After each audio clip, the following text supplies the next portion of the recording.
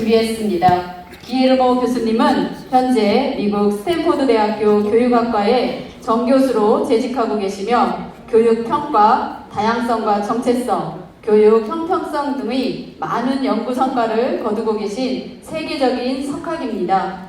큰 박수로 환영해 주시기 바랍니다.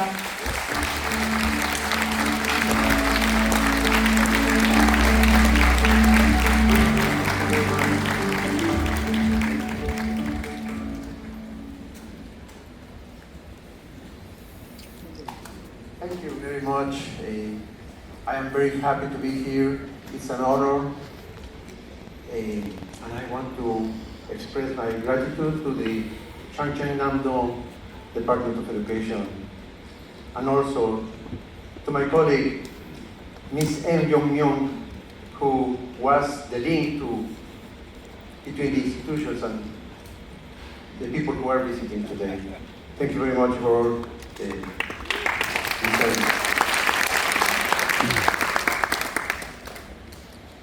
There's a tendency among educators and the public to hold great expectations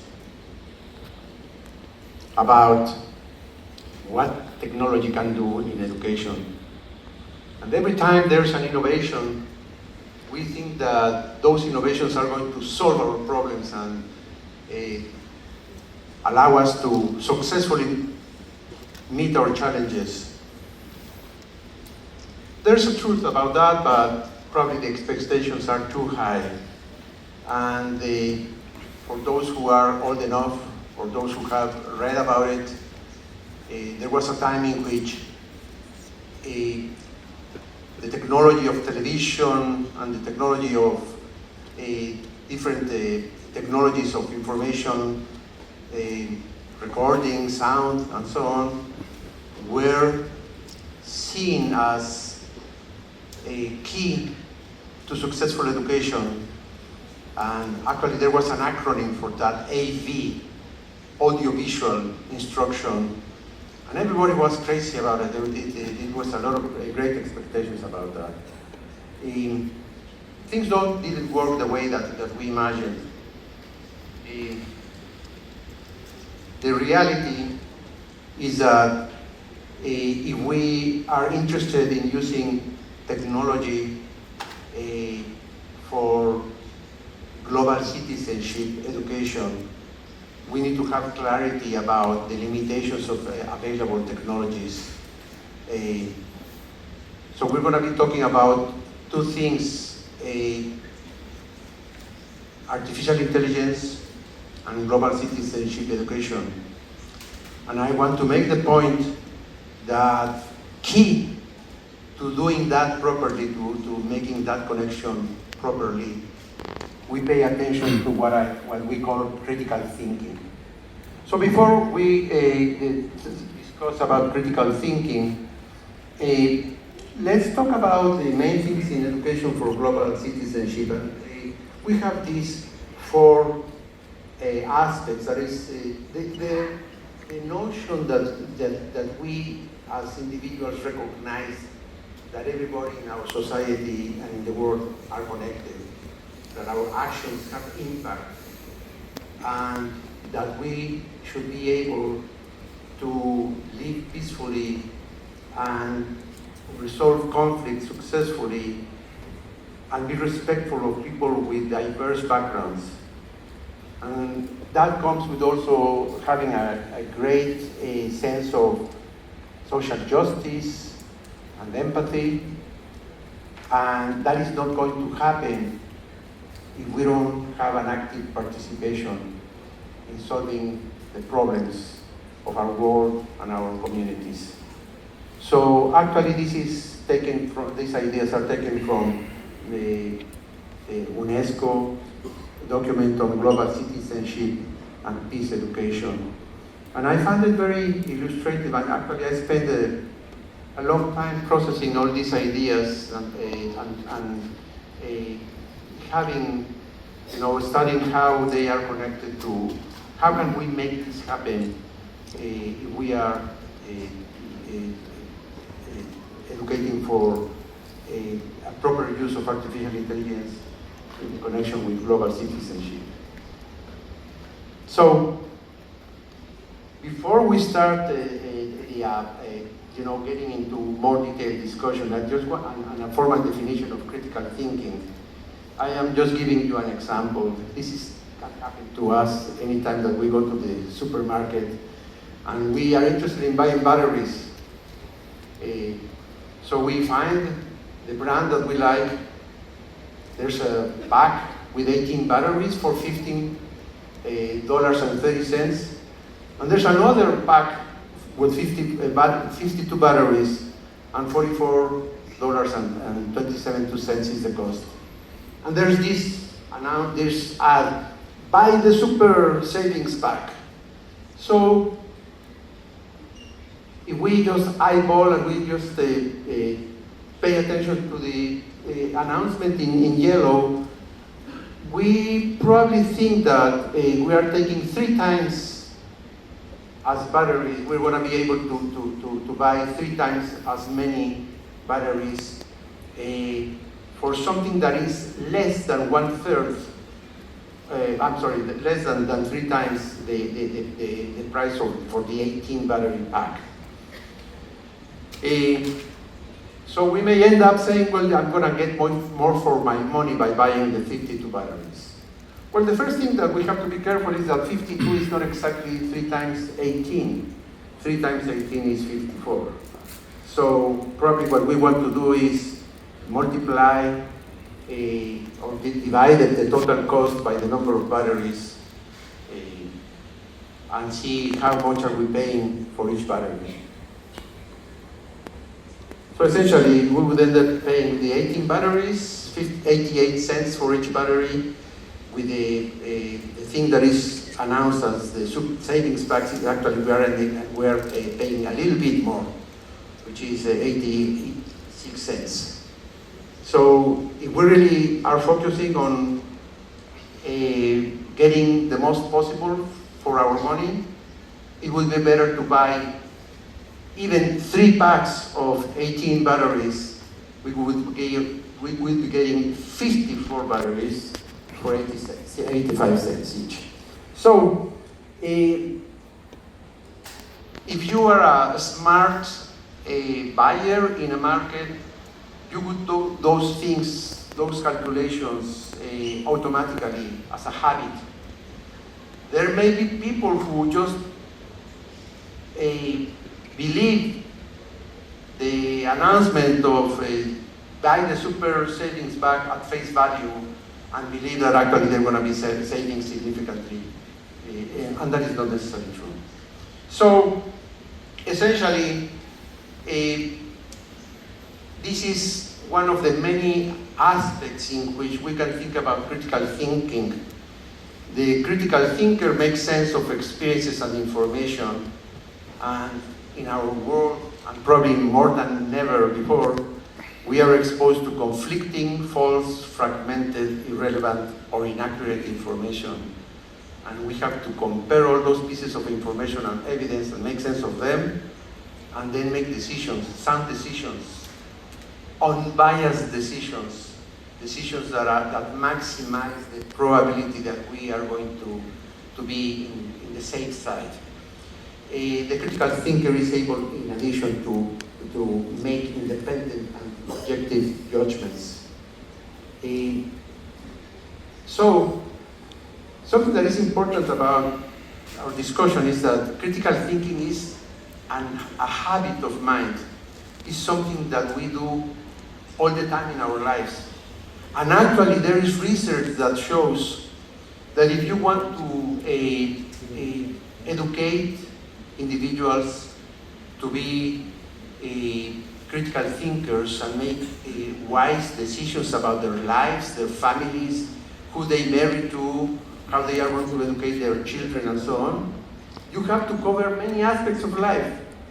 You know, how many hours do you want to spend watching TV? How are you going to use your money? How much do you need to save? Be sure that you brush your teeth 3 times a day. all those things have to do with critical thinking because we are thinking about the consequences of our actions, and not only for us but our society. So we want to support individuals to be critical thinkers. We need to support them not only in one course in middle school or high school, but throughout life. And be sure that in addition to getting good scores in the subject called critical thinking, they actually incorporate critical thinking in their habits as part of living. So I have here in bold letters, the last bullet says, deciding what to believe and what not to believe when using artificial intelligence. So the critical thinker is able to distinguish when something is fake or fishy, suspicious. So I have shared with my colleagues many times that we in the world are in a crisis. We are losing critical thinking in the world. And these are three big symptoms. The average individual has a hard time judging the credibility of information provided on the websites. And now there is research that shows that if you give websites to people, even college students in different parts of the world, Germany, the US, the research has shown, for example, in many cases, people have not developed the fact-checking skills that are needed to decide when to believe or when not to believe what a website is claiming. Then we know that there's a decline in the number of courses that are that taught civic education, social studies, and even logic. There was a time in which those courses were taught formally, thinking about the logic way of reasoning and also about our responsibility in societies. From what I hear, that decline is not happening in Korea, and that is very nice, but it's happening in many countries. So that's another symptom. And another symptom, anyone who is an educator has noticed that now students just ask ChatGPT or any other AI device to write an essay for them, to do their homework for them. I don't see that necessarily as a crisis. I don't think that is necessarily a problem if we don't support the students to develop other skills to use artificial intelligence intelligently. So the other day I was having a conversation with a colleague, and she shared with me that her daughter realized that her essay, her assignment, had been scored automatically by an artificial intelligence device, not by the teacher. And I wonder what would happen if the daughter has given her an assignment written by ChatGPT or another artificial intelligence device. So we would be having artificial intelligence writing on behalf of the student, and then the artificial intelligence scoring the response on behalf of the teacher. What are we gaining and what are we losing? So we really need to revise what we're doing and what can we accomplish in order to make a proper and creative, a beneficial use of artificial intelligence and teach that to our students. So here's the situation. I'm going to give you a little story. So everybody knows Bloom taxonomy, the original version in 1956 or the revised version in 2001. And if you see the categories of the cognitive domain, they refer to these categories as knowledge, comprehension, application, analysis, synthesis, and evaluation. I'm showing this Bloom taxonomy not necessarily because I agree with it. Many people have questioned, they talk about the limitations of the taxonomy. I'm talking about it because it's well known throughout the world. Everybody in the world knows about the Bloom's taxonomy. So notice how knowledge is seen as an individual event. The student knows, the student is able to learn this or to remember that or to examine information and so on. But I don't see very much emphasis on the social aspect of knowing. And many theoreticians, especially in the field of epistemology, would tell you that knowledge is a social process, not something that happens in isolation with the individual. If you had only one person living in the world, probably what we call knowledge wouldn't have the same meaning, wouldn't exist. This is the social nature of knowledge. So think about this. If we think about the role of critical thinking in the life of an individual, and we wanted to replace this taxonomy of educational goals or any other taxonomy of educational goals, and we wanted to think globally, we wanted to think in terms of making a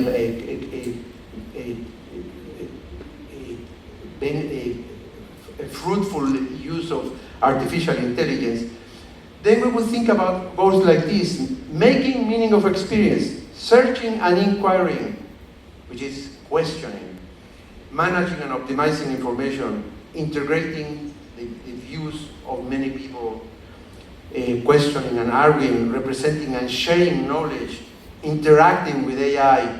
What kinds of prompts am I going to give to really learn? How are I going to refine the things that artificial intelligence can give me? These are probably better goals for a curriculum on artificial intelligence, and it's based on critical thinking, because all these things that you see, all these goals that you see on the right, are essentially consistent with the notion of critical thinking. The critical thinker is, concerned about the truth, is concerned about fairness, is not afraid of questioning, even themselves. So it is not, we don't have the situation anymore in which you just learn in isolation. You are a social agent and you have to manage and share information. So we have to be clear about the distinction between information and knowledge. And what we see in this, actually, let me switch glasses, because the font size here is smaller and I need to switch. So what we see here on the white line is, the history of humankind. And we see major technological innovations or social innovations. Before the oldest writing system that is known, information was passed through generations orally. And then there was the writing systems, a major milestone in the history of humankind. But most of the social, in green you can see that most of the social and technological innovations that are really defining our life started to happen like 16 years ago, which is just like a blink in history. And now if you think about information issues, transmission and preservation of information in red has always been an issue and will be an issue. But now we are also worried about the abundance of information. What do we do with so much information? How damaging is that someone has too much information about us? Then we have being able to manage and process information, and we are more worried than probably our ancestors or our relatives, older relatives, about the transparency and legitimacy of information. In history, there has always been manipulation and, fake information and so on. But what happens now, I think, is that we need to be worrying all the time about every action that we take because it can get us in trouble. Do we buy this? Do we believe that? Who do I share my information with? Who has my credit card number and so on? So if you see in yellow, in the past, we wanted to promote literacy. We wanted people to be able to read and write. Now we're talking about multiple literacies. We want people to be able not only to read and write, but also to use the social media, to know how to access information, to use proper software, to navigate among the complex structure of and the set of technological possibilities. And we want individuals to be critical thinkers if we are serious about the future of education. So now we're going to see how this is reflected in the field of assessment. And what we see in this slide is a kind of a sample of different forms of assessment tasks. We have multiple choice, concept maps, portfolios, notebooks, open-ended responses, hands-on tasks in which you actually manipulate equipment, and we have simulations that can be administered by computer or by tablet. And the challenge before artificial intelligence is that many of these constructed response tasks, which are the ones that are not multiple choice, were very costly. Costly to develop, costly to score. You would have human people, educators, for example, making judgments about the quality of the performance. And as it happens in assessment many times, everything that is better and more accurate is also more expensive. So one of the things that we do in the field of assessment, we spend a lot of time trying to find the right balance between effectiveness and cost. So what is interesting here is that if you have if you give, for example, hands-on tasks and computer simulations, the same content of the test or the same construct, the same skills that you want to assess, and you give them to the students, the same problems, but what is the real thing, the hands-on, and the other is the simulations. The students do not perform necessarily consistently across types of tasks. You may perform very well in a simulation, in computer, not in hands-on. And if I give you, for example, concept maps and portfolios and so on, the performance is going to be different depending on the task, because every type of task is sensitive to different aspects of the human mind, of the skills in the student. So this is a problem because in many cases we make generalizations just based on one kind of task, and we know that that is a limited assessment of the individual. So we can replace most of the constructed tasks and create a computer or tablet version of those tasks and score them with computer using artificial intelligence. But the situation is that we are going to have probably other kinds of problems. One of the problems is that maybe the artificial intelligence devices are going to be reproducing social inequalities. For example, you know, in artificial intelligence, the way in which it works is that you train the system with samples of student responses, for example, and then you create some rules for scoring, and the system is going to be able to determine, according to the rules and the training that you have given it to it, the level of correctness or the level of proficiency in the student's response.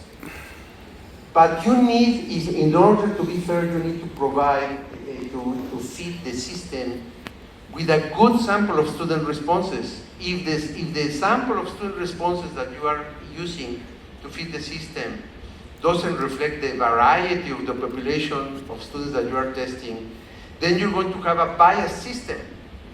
And the big concern here is whenever people have told me about how happy they are that they are using artificial intelligence to score student responses, I tell them, well, congratulations, but could you please tell me about what kind of student responses were fed to the system?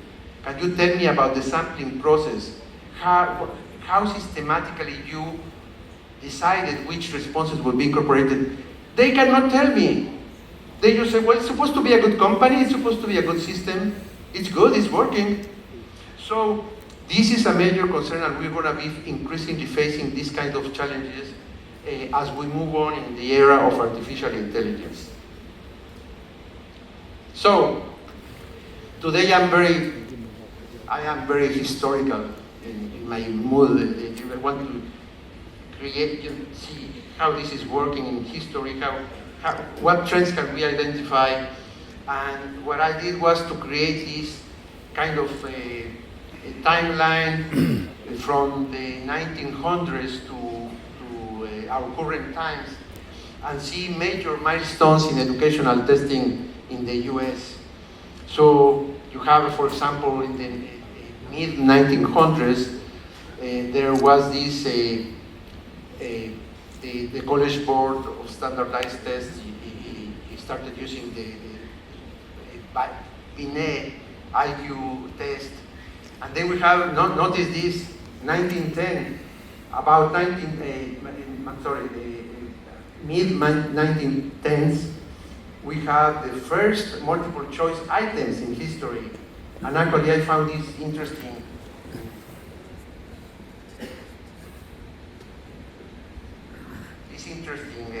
A copy of one of the first multiple choice items ever used.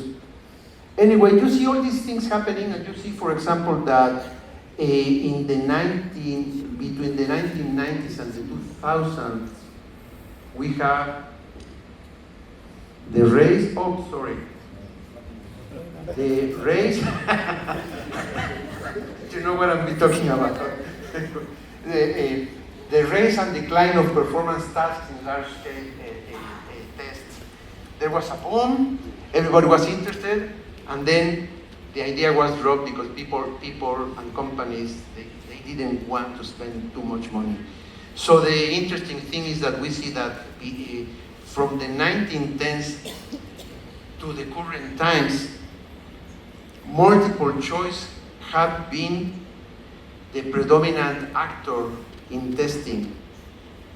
But remember what I told you before, every type of assessment, every type of task tell you a different story about the students.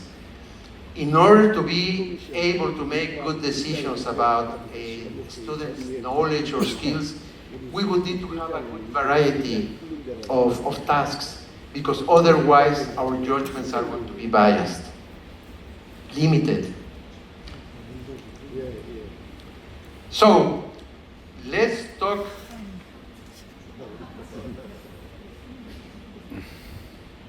I need to prepare here my.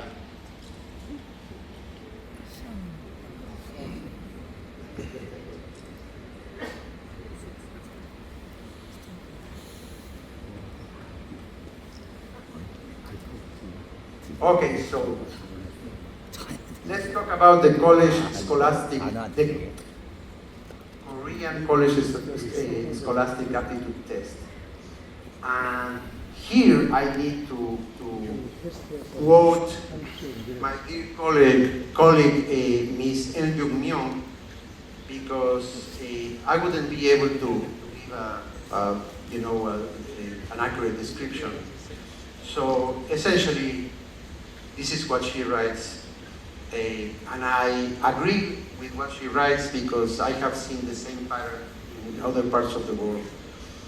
It is no exaggeration to say that Korean students dedicate their entire 12 years of schooling to prepare for this single high-stakes exam.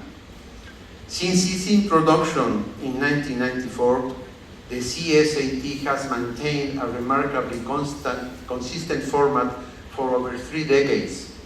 The vast majority of questions across all subjects are multiple choice, and students are required to record their answers on an optical mark recognition sheet. There are only 9 questions that are not multiple choice, and they are short answer questions. And those are for the students to calculate, do some operations, and perform certain operations and give their response. The CSAT has a relatively unchanged structure, underscores Korea's strong emphasis on the standardization and uniformity in large-scale testing. Large-scale high-stakes testing. In contrast with the US, where assessment formats have become increasingly diverse in response to evolving educational goals and advancements in technology. That contrast is not, I have to say, that is not as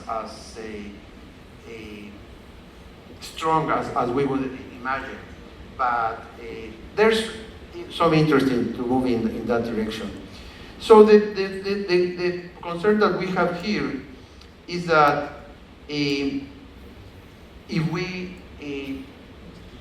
I have to say first that I am not against, there are advantages of keeping the same format constant, because there are some psychometric analysis that can be done, we can analyze trends and so on, but that should not prevent us from incorporating more seriously new kinds of tasks that are going to be more authentic reflection of the wide variety of the repertoire of an individual. So that is something to reflect about. So in this slide, I am trying to present the idea that knowledge is not only an individual event, but also a social event. Knowledge resides not only in the individual, but also in society. And as we are more interconnected and we have more technology and we can manage and access larger amounts of information, we will see how knowledge becomes more like a social phenomenon. So if we are thinking about the future of education, we should be thinking about 3 levels: the cognitive, the epistemological, and the ontological level. So the cognition aspect refers on to attention, memory, learning. We can think as educators, we are actually, or we should be taught formally about that. Regarding epistemology, we have to think about how cultural factors and society mind the way in which we view the world, in which we understand the world. And then from an ontological perspective, we have to think about the kind of knowledge that societies value and how concepts and ideas, in plural, are related. So, if we wanted to think about a curriculum that promotes a nice, wise use of artificial intelligence, we should be promoting critical thinking, but also we should be cutting across these 3 levels of analysis. And also, we should be mindful about the fact that it's not about a course that we teach, it's about a habit of mind that we want to promote in the individuals. So, sampling here plays a critical role.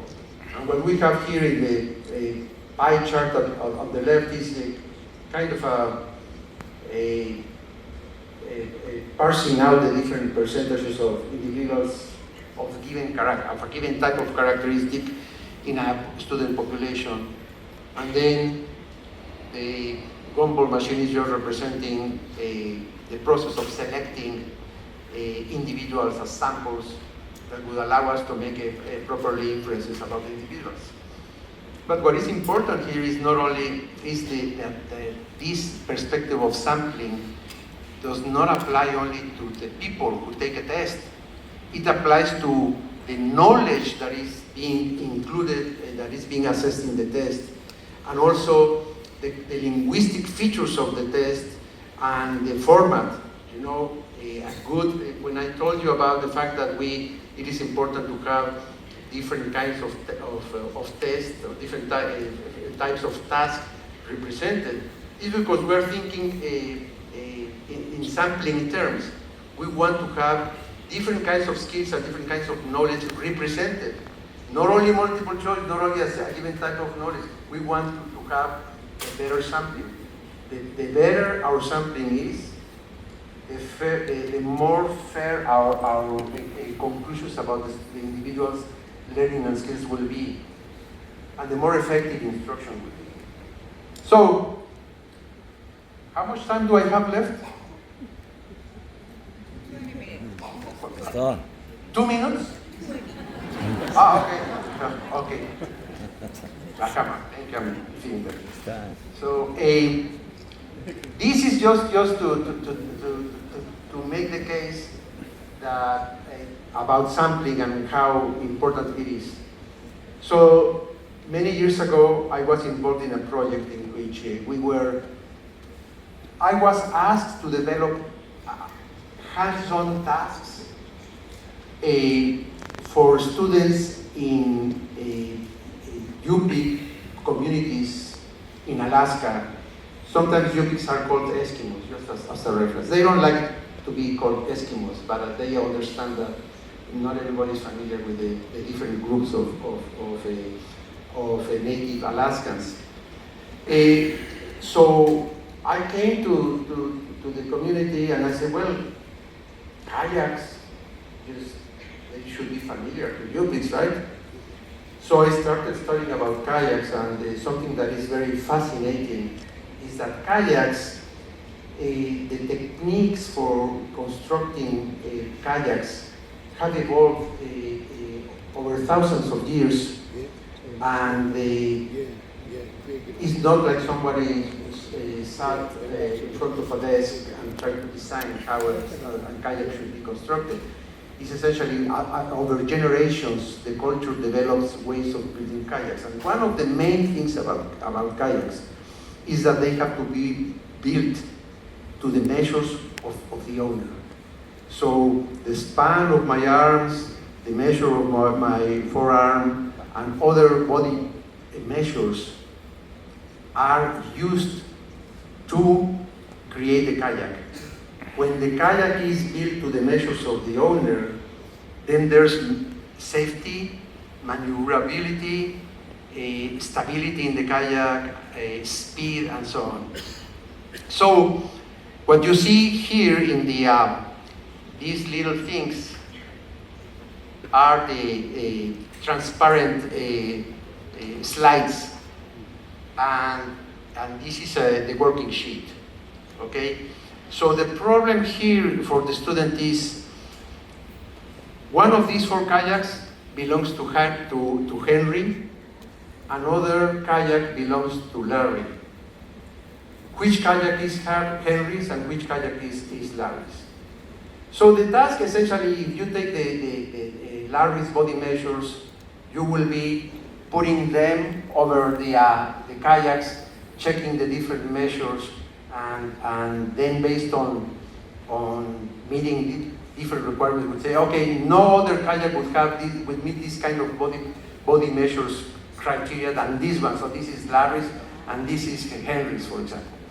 So I could spend 3 hours talking about this experience, but what I can tell you is that after we interviewed 50 or 60 students, 5th grade students, about how they understood the problem, the responses they gave, the strategies they used to solve the problem, and so on, we identified two major solution approaches. So essentially, those who were successful in identifying Henry's and Larry's kayaks would use one of two main approaches.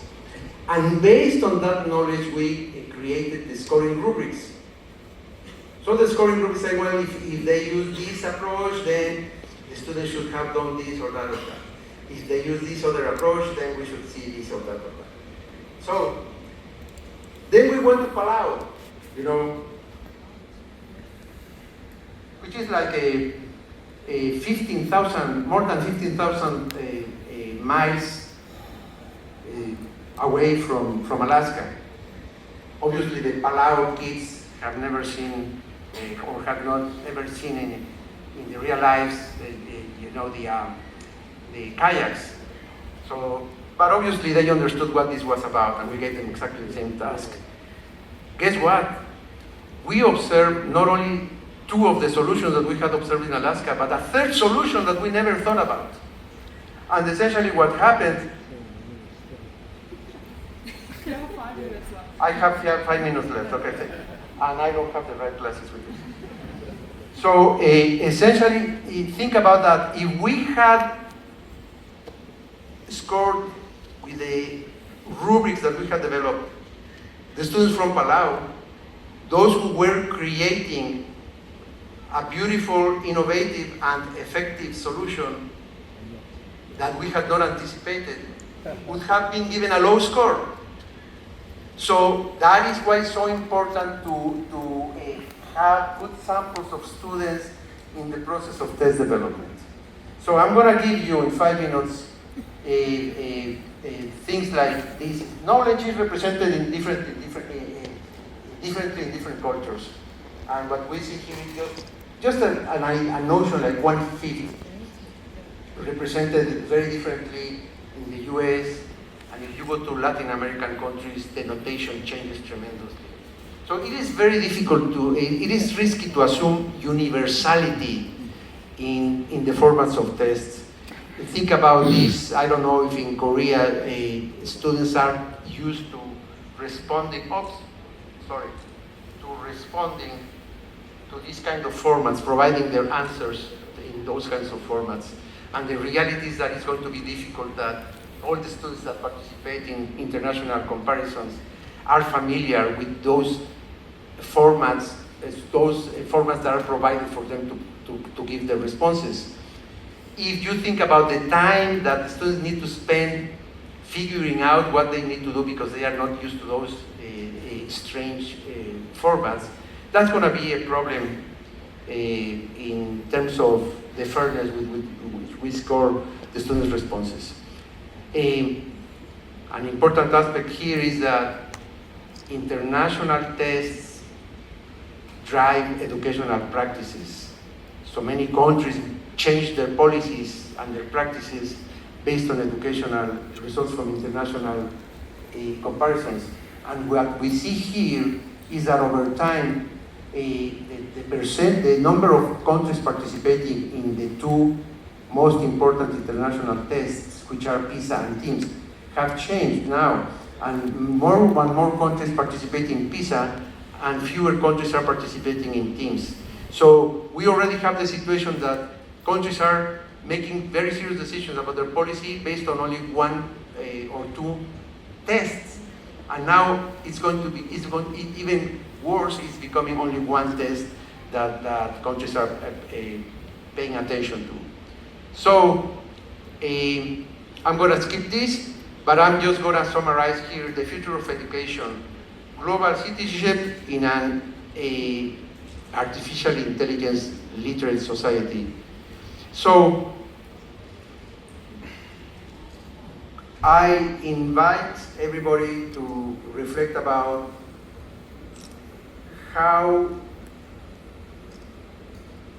to what extent are we viewing the student as a recipient of information or a knowledge generator, a representer, an onto-epistemic agent.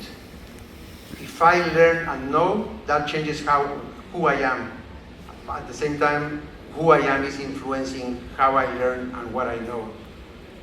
We have to be mindful about the fact that sampling is not only about students, but also about knowledge and epistemologies. And in order to effectively promote artificial intelligence related skills, we need to form critical thinkers, promote multiple literacies, and emphasize social skills. And then, in terms of assessment, we want to use multiple task forms.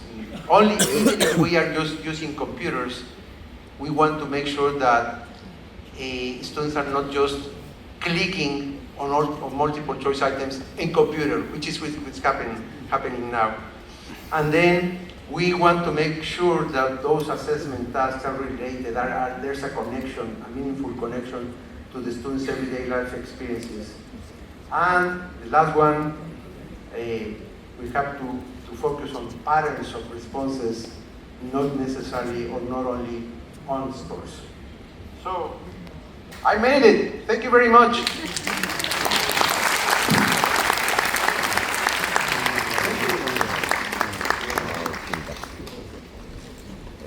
교수님들은 세계 어느 나라나 똑같은 것 같습니다. 한 글자라도 더 가르쳐주기 위해서 열강을 해주신 우리 기에르모 교수님께 다시 한번 큰 박수 부탁드립니다. 네, 감사합니다. Thank you.